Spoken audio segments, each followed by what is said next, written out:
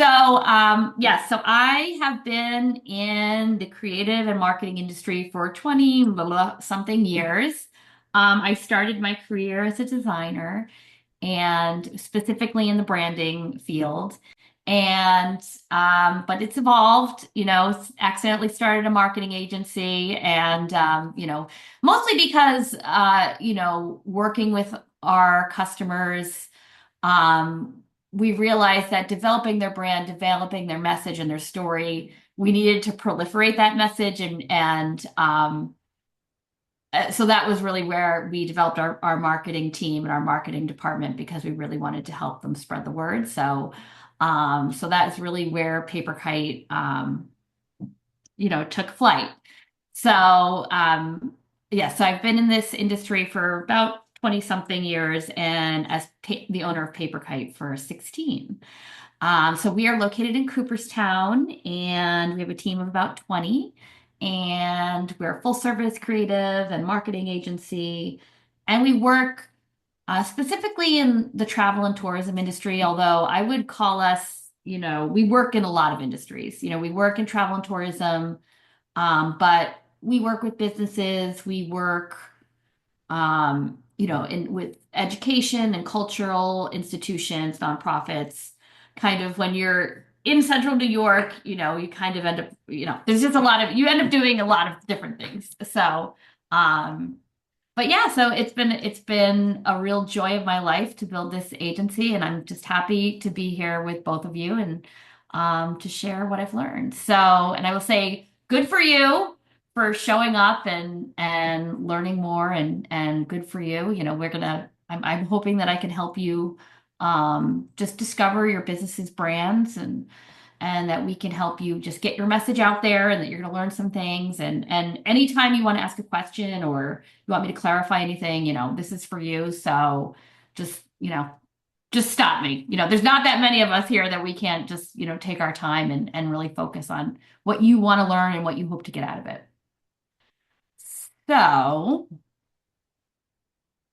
So, I'm just going to talk about branding, what it is, what it isn't. And I have lots of examples. I'm going to ask some questions and just kind of walk you through um, what makes up a brand, what the anatomy of a brand is, and give you some examples of our work and others, other iconic brands to kind of really give you something to kind of understand it through that lens. And then we're going to look at your own brands and how you can kind of use what you've learned to apply it to your own brand to start to really discover that.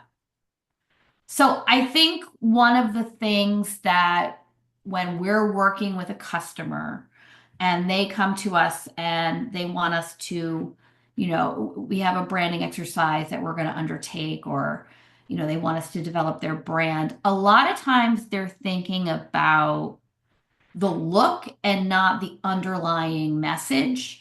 And really, it's so much more than that. I think you think about the tools, but there's really so much more depth to it. And I think if there's one thing I could get across today, it would be is that it's so much more than your logo.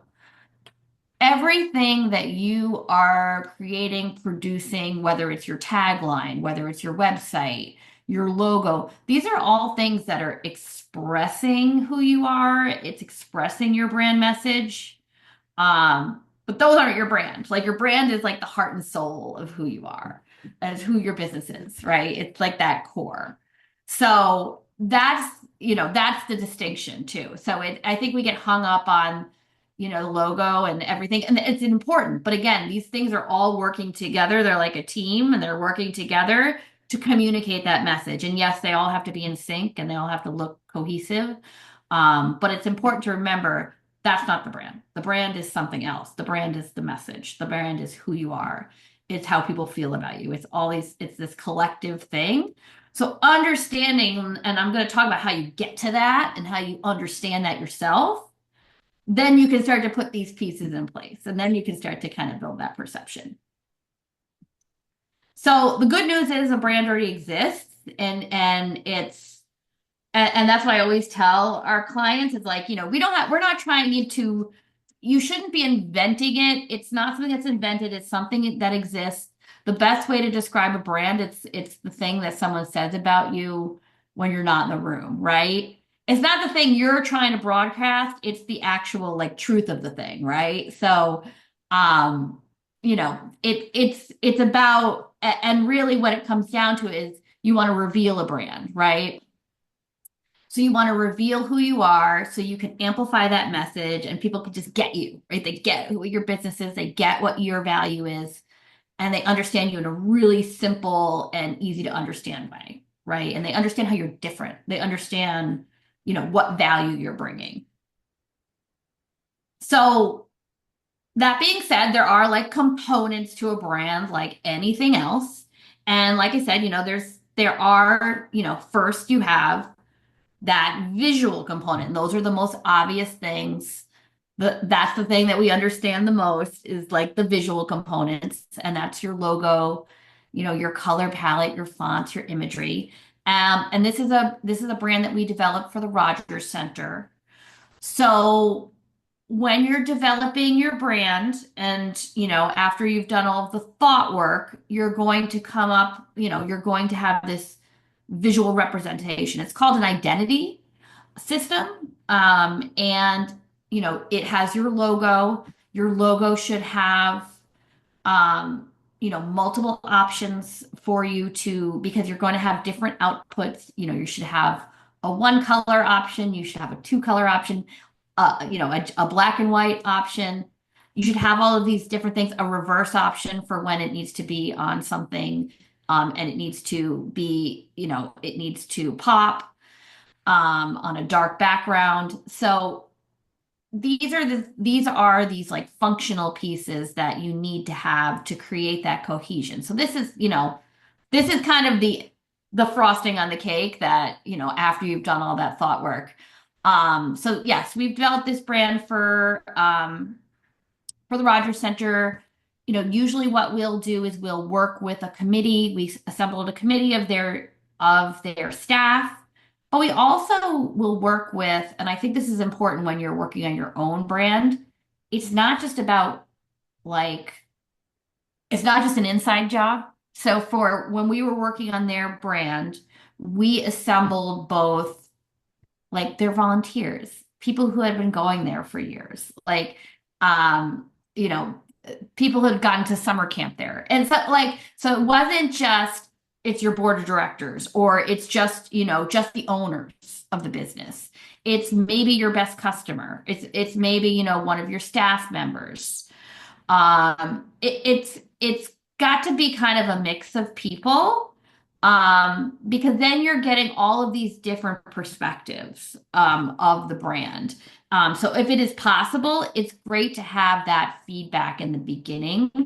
So then you can start kind of really getting that sense.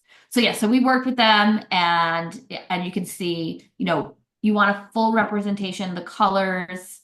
You'll develop a color palette and everything will be brought to, tied up in a bow. So this is the most obvious part when people think of branding. I think this is what they think of. They think of like, having all of these components, and it's extremely important to have these and that you have a cohesive look and that these things are all put together.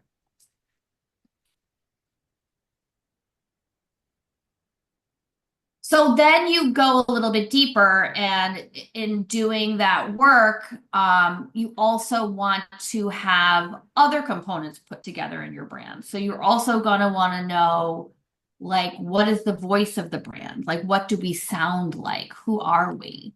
What do we stand for as a brand? And so those things are also very important and need to be figured out as well. And so then, and this is another organization that we worked with. This is the Catskill Center. And again, we assembled a committee that we worked with. Again, it was inside, outside. It was people that had been volunteers. It was stewards. It was, the CEO. It was a board member. It was just people who, just like to hike their trails. So it was a real mixture of people. And from that group, we were able to kind of really hone in on their messaging. And so when you're developing your messaging, you're really going to have some key foundational pieces that you're going to put together. So you're going to have your vision and your mission for your business. So for them, their vision was, our vision is a future where the Catskills are thriving with healthy ecosystems, a strong local economy, and a community that is connected to the natural world. Their mission was, our mission is to protect and foster the environmental, cultural, and economic well-being of the Catskills. And their key message was partnering to protect the Catskills. Because for them, it was not about them doing everything, it was them making strategic partnerships. And I think what you'll hear in all of these messages is they're not marketing messages. They're not necessarily going to be, I mean, they sound good, but they're not like I mean, maybe the message, maybe the taglines is more of a strong marketing message, but they're more like just foundational, like this is who we are and this is what we stand for. And they're also concise. Like you're not going to want to get really bogged down in having these be overly flowery, having too much going on. You really want people to get you. It's a gut check, and you're just not going to want to have them be overly just too many words, too much confusion. So it's really about getting down to that just really pared down message of like who you are and where you're going as a business. And then having that really concise message that, you know, your consumer or your customer or your visitor is going to really connect with and really understand who you are and what your value you're bringing. Now, I also think it's great and this to think about yourself in terms of who you are and who you aren't. And this is something we've kind of more recently done with some of our organizations and brands that we work with, is we do a who we are and who we aren't list. And sometimes it's easier to frame yourself as who you aren't. And so, you know, for the Catskill Center, it was like, we're not just another organization solely focused on environmental conservation without regard for the economic well-being for the region. So a big part of what they were doing is they were for responsible growth. They weren't just about, okay, we want to preserve, and if people don't have, you know, good paying jobs or, you know, a place to live, that's okay with us. It wasn't just no development. It was about healthy, responsible development in the Catskills. So, you know, you can see how you can frame that. So it's actually a great exercise to think about your brand in terms of who you are, but sometimes it actually is easier to think about who you aren't and see how that takes shape. And it's just another way to frame it and guide your thought process.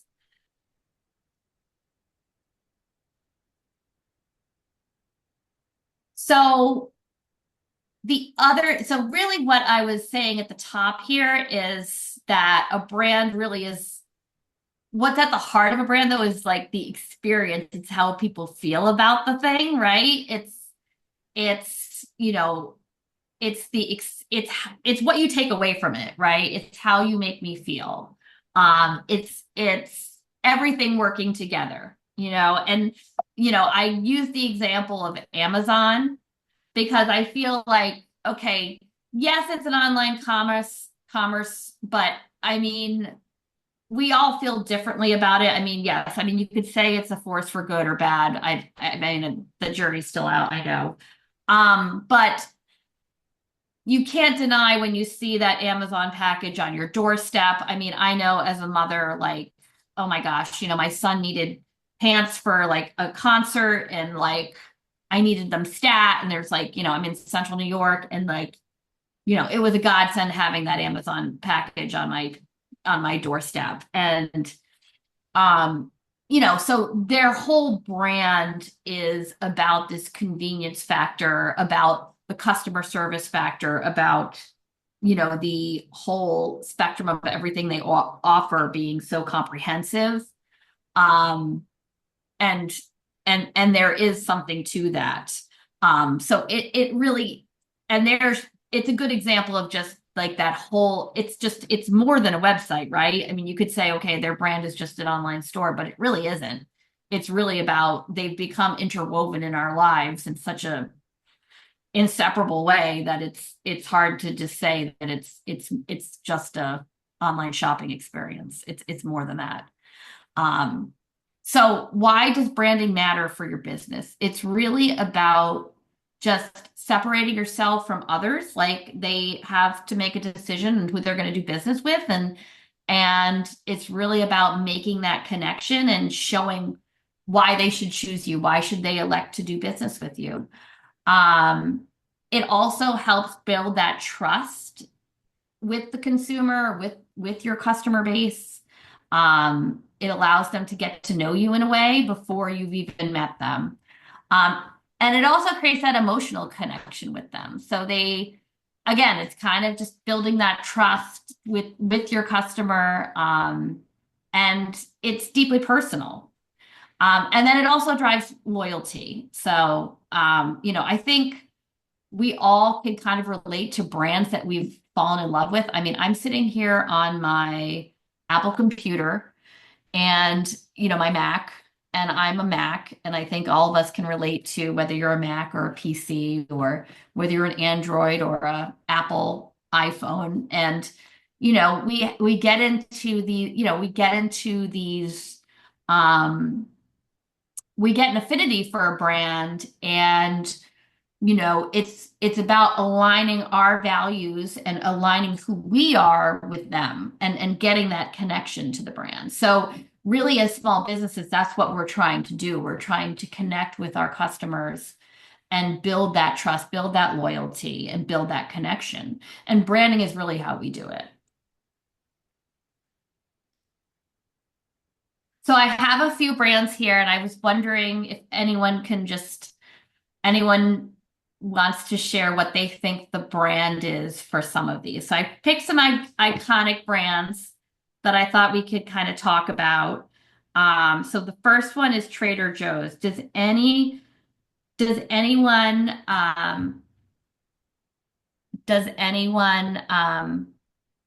want to take a stab at what they think the brand for Trader Joe's is,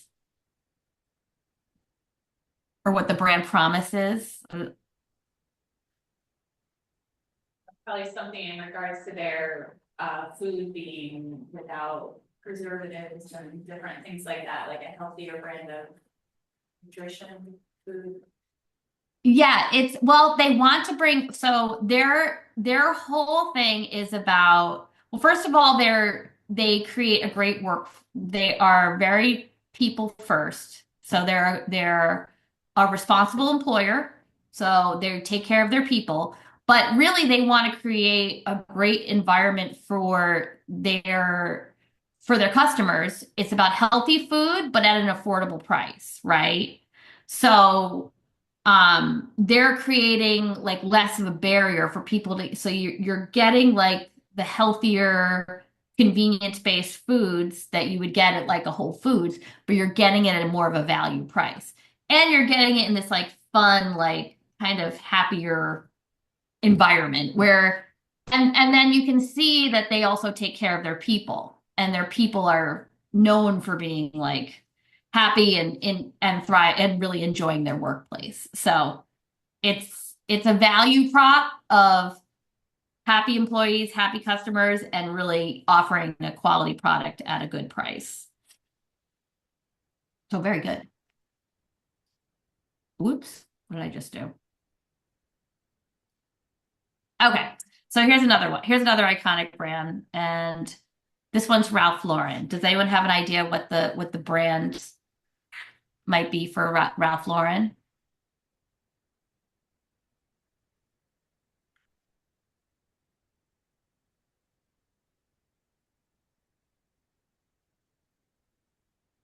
Like dress to impress or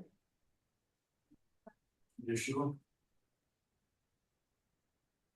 I'm sorry, what?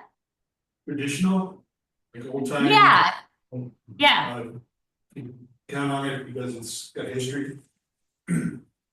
Yeah, it's kind of like if it's like the American aristocracy, right? It's like the Kennedys.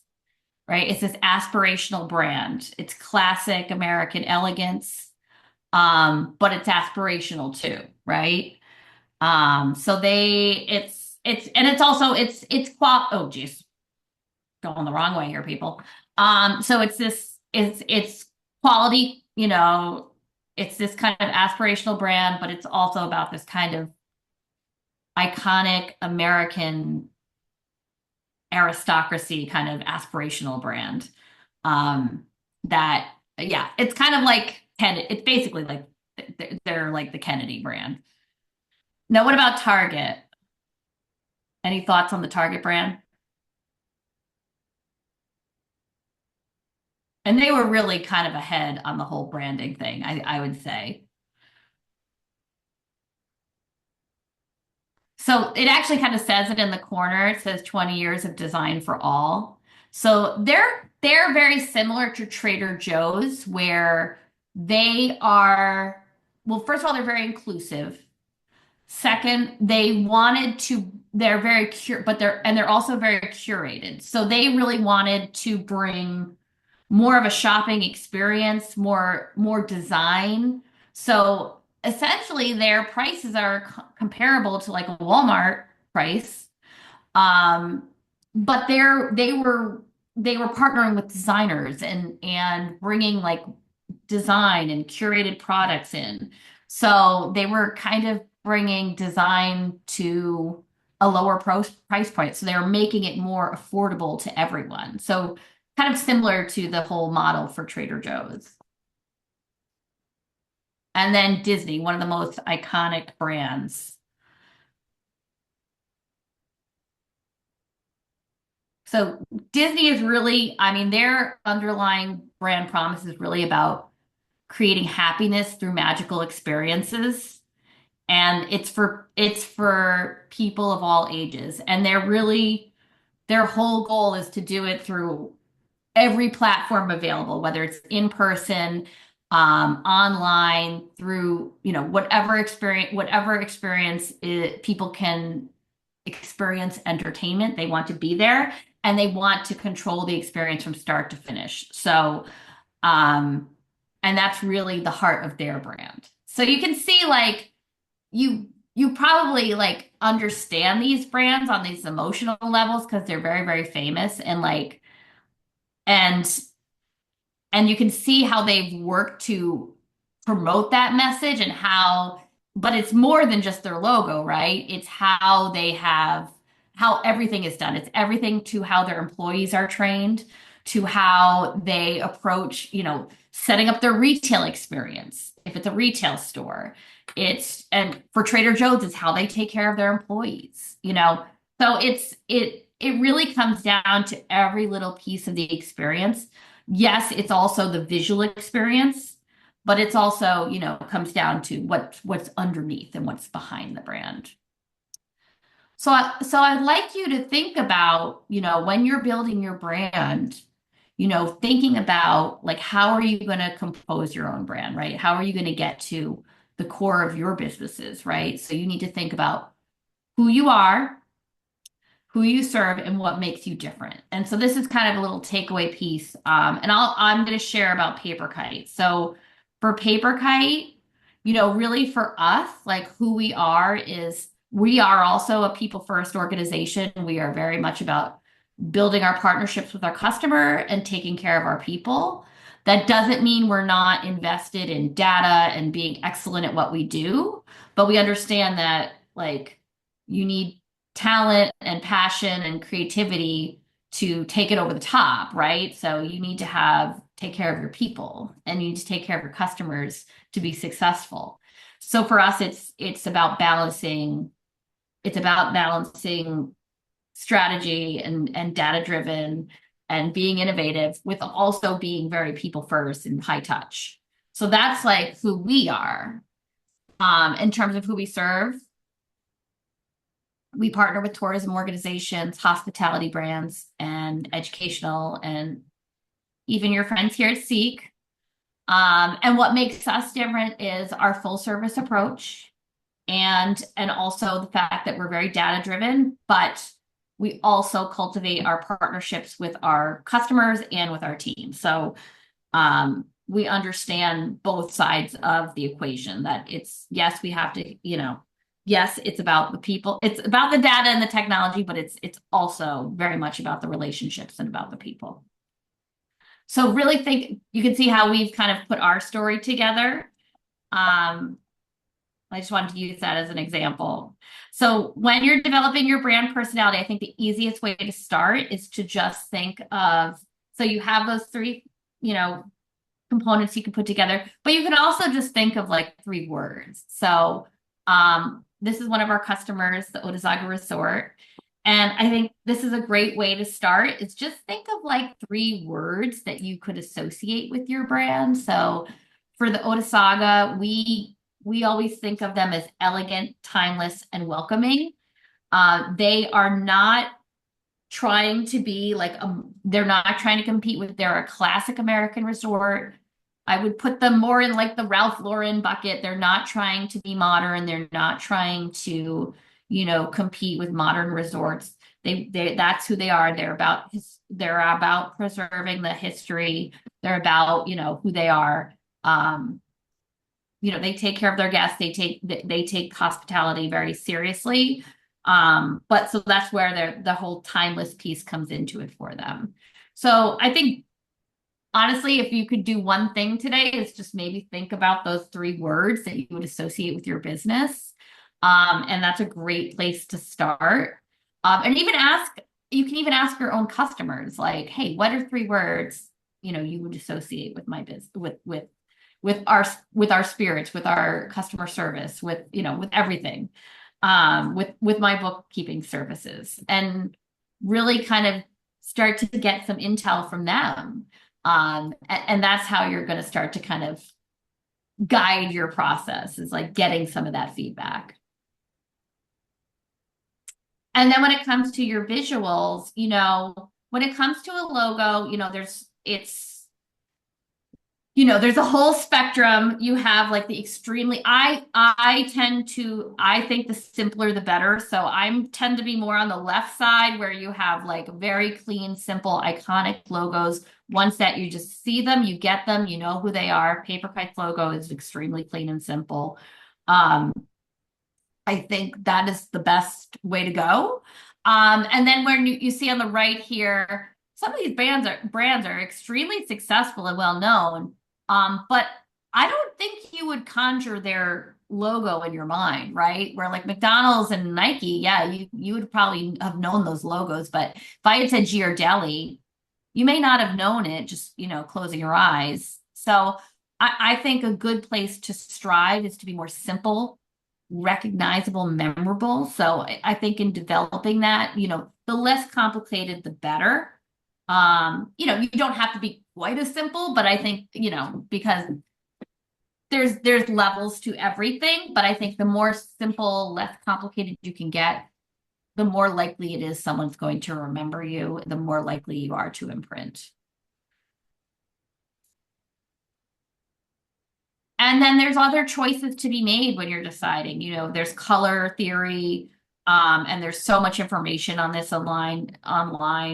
I think you'll see, we all know that there's certain genres, like, there's this blue color, we all know this blue color is like the corporate blue. And it's just, we've seen it so many times in tech and in corporate settings. And, it's, I guess I'm looking at here, it says depth, stability, wisdom, trust, confidence. And I guess that's what they're trying to instill. Then green, we see that in lots of, again, that one also has its own associations. But, you have to think about what you're trying to instill and what you're trying to emote to your base. And those are things that you can, and there's obviously shades of all of these. You're not going to go fire engine red. You could, and you could be going for a deep maroon, and that might not be quite the intensity of this red. And that might give you more of a traditional, less excitable energy. So there's shades within all of these, but it is good to kind of know like what is happening, and also to look at what's happening in your own industries. and to see what other people are doing. Not because you want to duplicate, but just to see what's out there and just to see what's happening in your field. And then there's also font selections. And again, all these things are working to convey your message. So that's why it's so important to know like who you are. Like, the Otasaga is this classic resort. Are we going to do a modern font? No. Um, are we going, they're also elegant. So are we going to lean more towards this elegant style, the scripted font? So there's choices to be made within, and you kind of have to know where you are on the spectrum. And these are just some options. I mean, in terms of fonts, gosh, there's so many. And they all kind of convey a different thing. I would say, you want to work with a designer and really you want to think, again, you want to know who you are. You want to have done that thought work either with them or on your own, where you kind of know what you're trying to communicate, know who you are, know, who your audiences are, and know like, okay, like I'm trying to be dramatic. I'm trying to be edgy. I'm trying to be, classic, or I'm trying to be, a standard. Like know what you want to convey, and then that will, shape your choices. And then you can actually come to the table working with your designer or working with your design team and saying, this is really who I feel, we are. And, it will be a much more informed process and you'll be much happier with the result. And then also, I mean, there's other elements, really the logo and the fonts and everything are just part of it, but you really need to frame the whole look. There's graphics, there's imagery. It's really a lot more to it. And when you don't think out all those other parts, so if you are thinking about doing a branding exercise, you want to have other elements because nature abhors a vacuum. If you don't figure out what your images are going to look like, then images are just going to go out and they're not going to be consistent. They're not going to be cohesive. And if you don't figure out what your supportive graphics are, that somebody's going to just put them together. And like, or you're going to, you're going to buy ad space, or you're going to do a social campaign, and then somebody's just going to put something together for you. And you're just going to end up, somebody's going to fill that void for you. So it's very important that you come up with that look, you come up with that strategy, that you have the tools, and you're framing that whole brand, and it's thought out, it's cohesive, and you have like a style for everything. So that way there's no like ambiguity there. It's like, this is how we make it look, and this is how they know it's us. So when everybody's out there, they're like, oh, okay, that's Rev Spirits. Okay, that's them. I see them, I get them. Like I know that's them. And then there's also just telling your story, and this is really, really important part of it. And, I think this is the part where you really can connect is, just telling your origin story and, where you came from and what you stand for and how you connect. So I use the example here of Lululemon. So Lululemon started in Vancouver in 1998 as a yoga brand. And their mission was to elevate the world by unlocking human potential through movement, mindfulness, and community. And their values are inclusion, sustainability, and well-being. And their brand statement is, we create technical, athletic apparel for yoga, training, and everyday wear so people can feel their best and move freely. So this is a perfect example of just like a snapshot of a brand and how you can bring it all together with the look and everything, like how it all can just, and it's simple. It doesn't have to be more complicated than this. It doesn't have to be more words than this. It really doesn't. It's like, it could just be, it could just be something like this. And then, another page of your graphics with your logo, and you've got it figured out.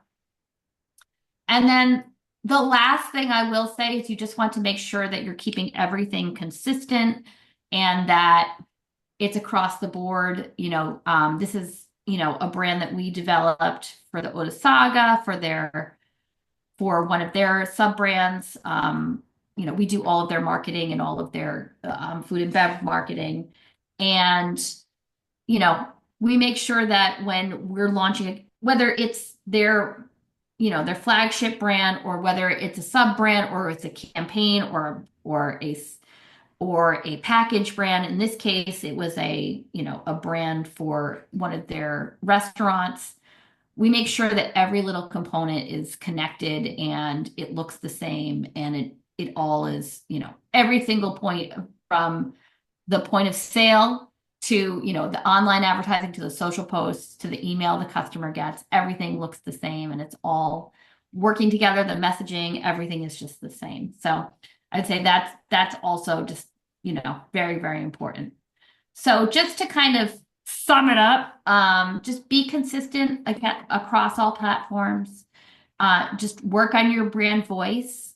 Start with those 3 words. Just think of what those words might be. Like what could those words be that you associate with your brand? Work on your visuals, like work with a designer to frame the look. Yes, it's your logo, but it's also like everything working together. It's the images, it's the fonts, it's the colors, it's the graphics. Like I said, if you don't figure out what those things are, someone else will kind of fill that void for you, and then you'll end up with an inconsistent look. So just really kind of invest in that look and making it consistent.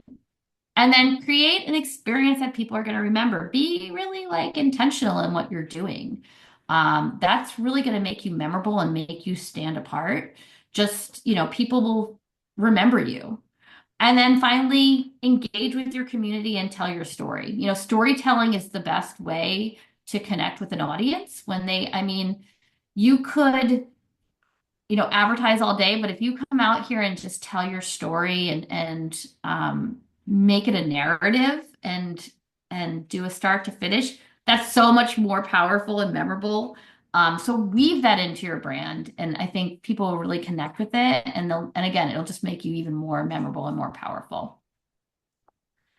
And with that, I will say that is the end of my presentation, but I would love to just talk to you and just take any questions or help you with anything that you're struggling with, whether it's branding or marketing. I got 20 more minutes, so anything I can help either of you with, or I think someone else joined us online, which is great. I'm happy to stay and just answer any questions.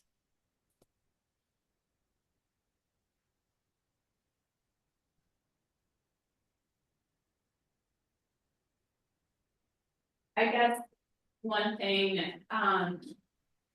that I've heard, especially, like maybe in regards to the business that I've started, is just,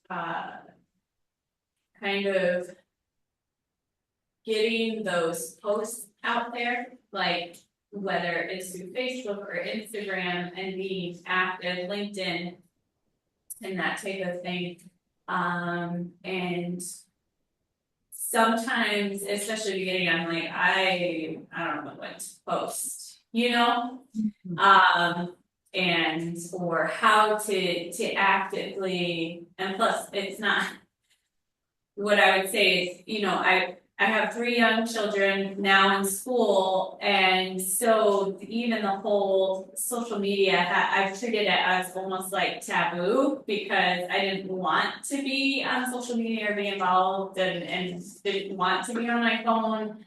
And obviously now they're at school, and this would be intentional for this business, but just if you have any insight in where to generate those ideas for posting for your business. I know it's a little different than necessarily the specific things you talked on. Yeah, no, that's fine. Like kind of it would be you're reiterating that when you're on like your brand, like how to create posts that don't bore people. Yeah. Testing, but yeah, and So you're you have a bookkeeping business, and what is your target audience? Do you mind me asking? Well, I'm very new. I just opened in January. I have one client. I don't really have a niche as of yet. Okay. So that's also, I think, where I'm struggling because I don't necessarily want to only say, oh, I'm only helping these people because I don't really have that built up yet. Okay.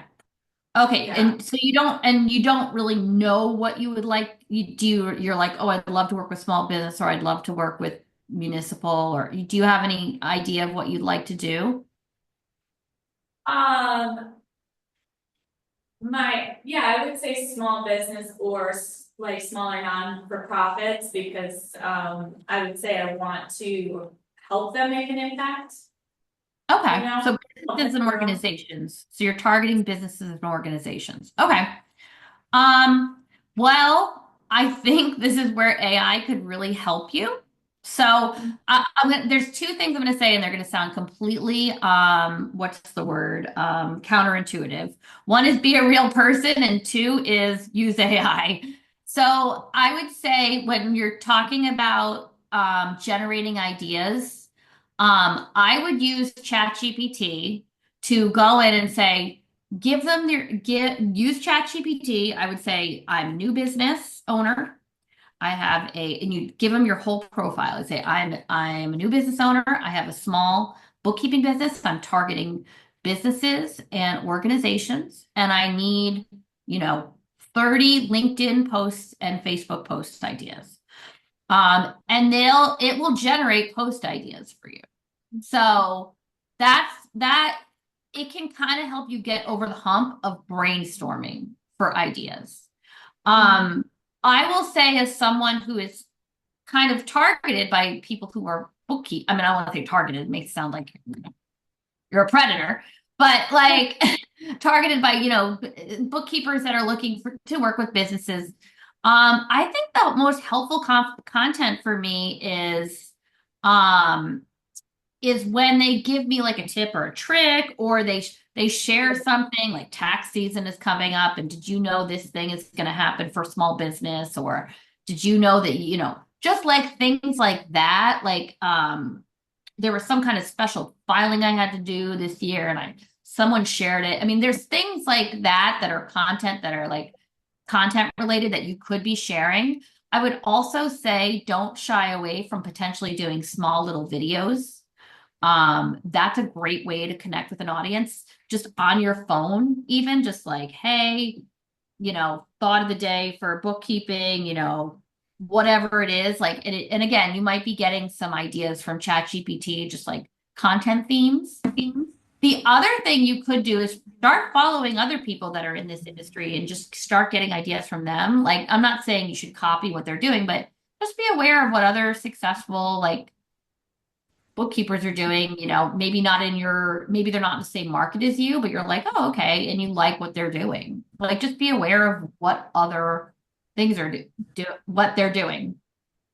The other thing I would say is people only focus on like on the inbound kind of stuff. You should also be focused on outbound engagement. So when I say like be a real person, you should also focus on going around and like commenting on people's posts and being a real person to them, and being like the bookkeeper that shows up in their feed and when they're posting about the award they won or their promotion. And so start looking at who your ideal customers are. And so post is one part of it, but a more important part is you networking and being on there on these social channels and actually showing up as a real person who they then see like, oh, she's paying attention to the fact that I don't know, went to this chamber dinner, whatever it is that they're Right, doing. You're like right. a real person to them, and they're like, oh, okay. Now you're in their orbit and you're a bookkeeper, and okay, then maybe it's going to take a year, maybe it's going to take 2 years till they need a bookkeeper, but now you're in their world and you're a real person to them. So that's my best advice for social for that kind of thing. Thank you. So I have a question from Kimberly. How do you decide whether best to start over and rebrand? I was a traditional artist, now digital for personal reasons. I have no clue what direction to take. Okay, so how do you decide whether it's best to rebrand? I think it's a good idea to rebrand if there's no equity.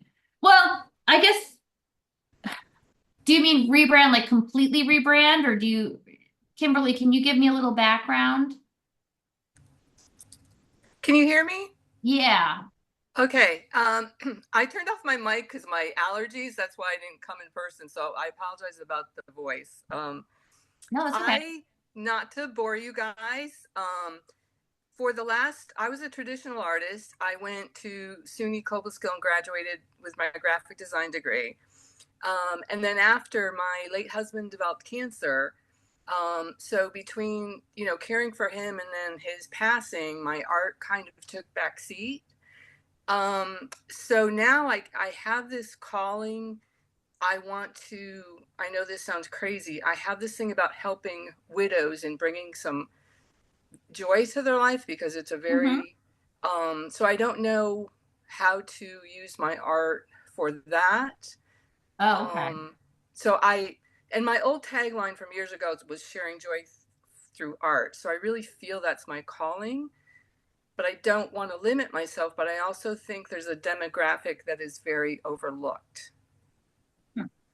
I think, I think you have to, well, I think branding can't take the place of a business plan. I will say that. Because I feel like sometimes we do the branding work because we're trying to figure out what we want to, what the actual offering is. So I would say figure out the actual, like, what are you going to be offering? I mean, it sounds like you're very close to figuring it out, but I would say figure out what the actual like service or, what it is, and then work on the brand because I feel like because then you could end up just doing the work twice. If you decide that, oh, I'm not doing it through art, I'm going to be doing it through, guided meditation or whatever it becomes. So sometimes that has happened to us in the past where we're kind of brought in to fix an organizational issue when branding, there's only so much branding can do. Okay. Oh, so I would say work on the like, what do I want to do? And then bring the brand. Then the brand can help you bring that message and bring that, do you know what I mean? Yes. Okay. So but it sounds like you're on a really exciting path, so that's great. I'm hoping. And thank you. I loved the presentation. It was great. Oh, thank you. Thank you. Um, yeah. Anyone else have a question?